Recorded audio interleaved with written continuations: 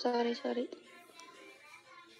Faktor yang mempengaruhi kelarutan dalam titrasi pengendapan titrat argentometri yaitu ada 7. Yang pertama temperatur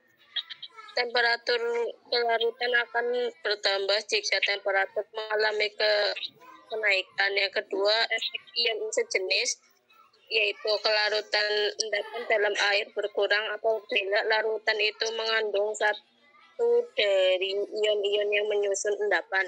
Yang ketiga sifat larut yaitu garam anorganik lebih larut di dalam air berkurang. Kelarutan dalam organik bisa dipakai sebagai dasar dalam pemisahan dua zat.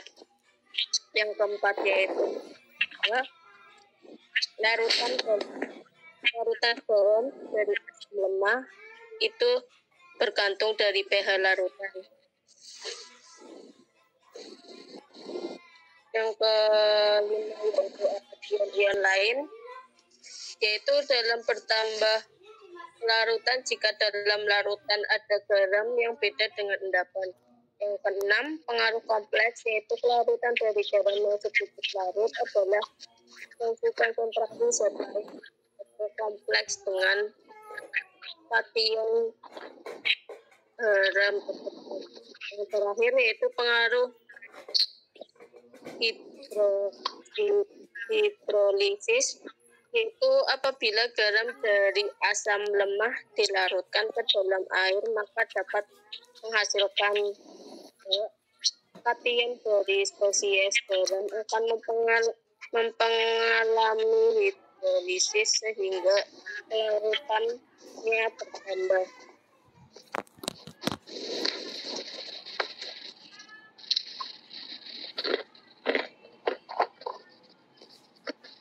Selanjutnya dibaca oleh Nadia. Macam-macam metode titrasi argentometri yang dikembangkan yaitu metode Mohr, Volhard, dan Evans.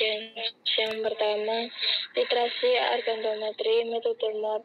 Metode Mohr pada titrasi argentometri yaitu metode yang terbatas untuk larutan dengan nilai pH sekitar 6 hingga 10. Perak oksida akan mengendap dalam larutan yang lebih basah.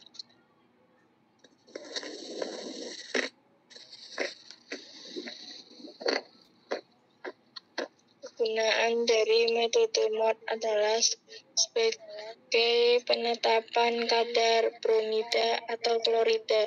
Prinsip penetapannya larutan bromida atau klorida dalam keadaan netral atau agak alkalis diitrasi dengan larutan perak nitrasi dengan indikator kromat. Jika ion bromida atau klorida sudah habis diendapkan oleh ion perak, maka ion kromat akan bereaksi dengan ion perak membentuk endapan perak kromat yang warnanya coklat merah sebagai titik akhir titrasi. Larutan standarnya ialah larutan perak nitrat dengan indikator larutan kalium kromat. Selanjutnya akan dibacakan oleh Marisa.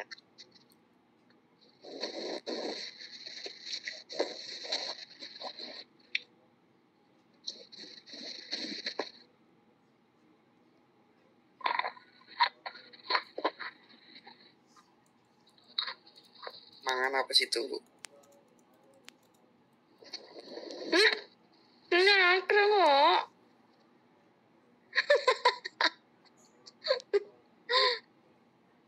Kirain yang mikir wis takdim ya.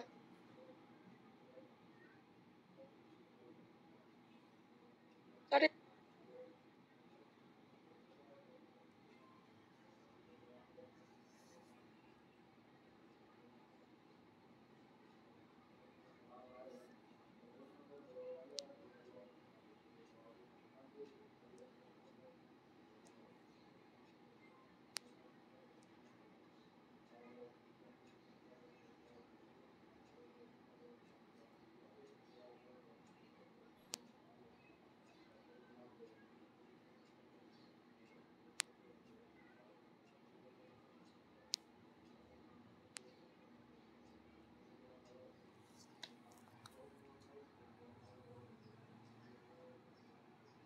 Ganila kasih maca.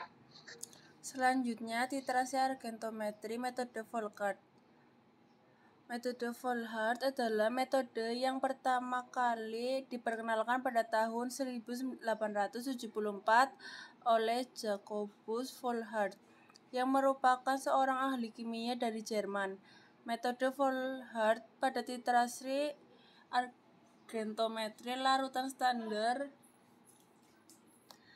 AgNO3 berlebih ditambahkan ke dalam larutan yang di dalamnya terkandung ion halogen, contohnya Cl-. Kelebihan dari ion Ag+ dalam keadaan asam dititrasi dengan standar garam tiocyanat NH4SCN6 atau KSCN menggunakan indikator larutan Fe3+ hingga titik ekivalen terjadi sebuah reaksi antara titran dan Ag+, membentuk sebuah endapan putih. Jika titran kelebihan maka dapat menyebabkan reaksi dengan indikator membentuk senyawa kompleks tiocyanatoferrat 3 yang berwarna merah.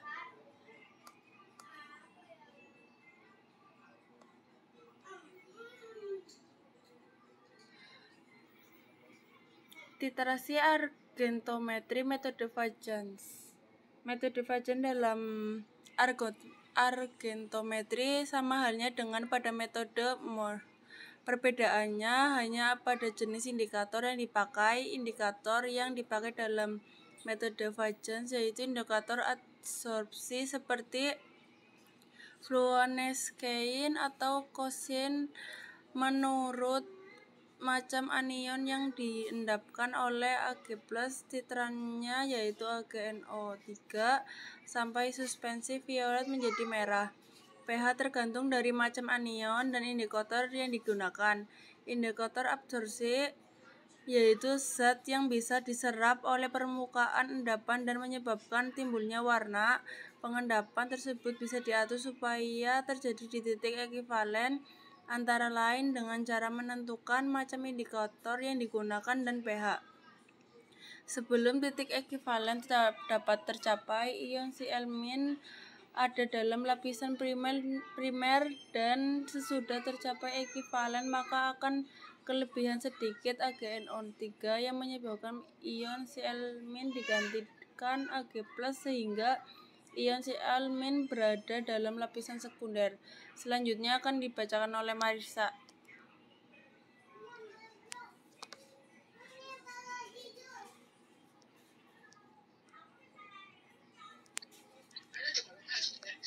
Tiga macam cara penetapan titik akhir dalam reaksi pengendapan, diantaranya yaitu 1. Pembentukan suatu endapan berwarna bisa diilustrasikan dengan Mohr untuk penetapan bromid dan klorida. Dalam titrasi sebuah larutan netral dari ion klorida dengan larutan perak nitrat, sedikit ditambahkan larutan kalium kromat sebagai indikator. Di titik akhir, ion kromat bergantung dengan ion perak untuk membentuk perak kromat merah yang hanya sedikit bisa larut. Hendaknya titrasi ini dilakukan ketika suasana netral atau sedikit basah, yaitu dalam jangkauan pH 6,59.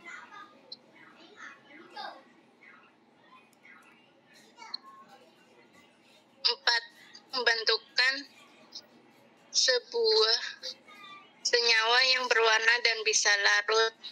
Contoh dari cara ini yaitu pada metode Volkart untuk titrasi perak dengan terdapatnya asam nitrit bebas dengan larutan kalium atau amonium tiocyanat standar. Indikatornya yaitu larutan besi 3 amonium sulfat. Dengan penambahan larutan tiocyanat maka dapat menghasilkan mula-mula endapan perak klorida. Kelebihan dari tiocyanat yaitu meskipun sedikit dapat menghasilkan pewarnaan coklat kemerahan. Hal itu karena terbentuknya sebuah ion kompleks.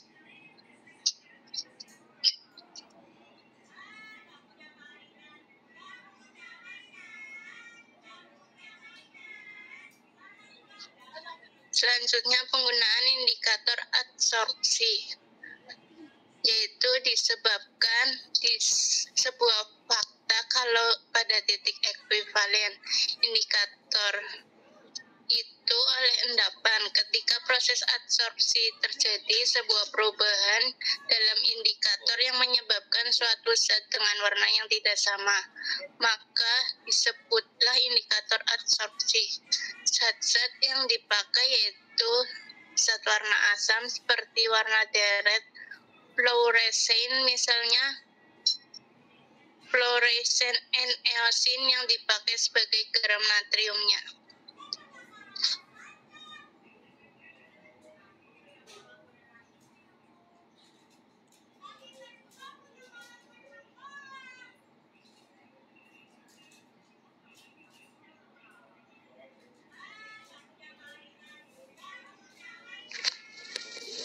Apakah sesi pertanyaan kan?